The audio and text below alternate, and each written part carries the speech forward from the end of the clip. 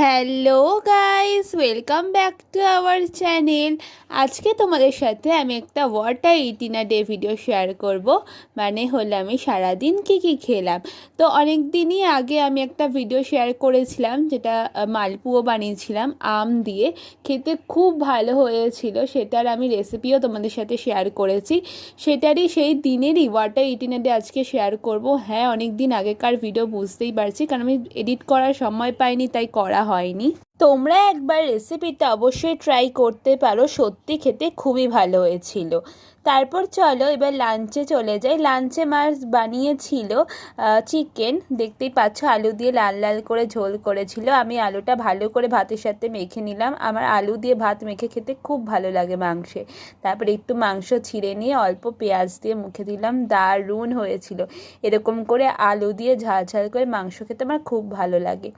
তো আমি আইসক্রিম বানিয়েছিলাম একবার, তোমরা জানো, সেটা তো খাওয়া হয়ে গেছিলো, আবারও আমি বসিয়ে দিয়েছিলাম। সেটাও দেখো, আমি সেদিন মাংস খাওয়ার পর একটু ঠান্ডা ঠান্ডা আইসক্রিম খেতে ভালো লাগে। তারপর সন্ধেবেলায় সিঙ্গারা নিয়েছিলাম, এটা খুবই ভালো খেতে। সিঙ্গারাগুলো আমি শিয়ালদা থেকে নিয়ে আসি। Thanks for watching.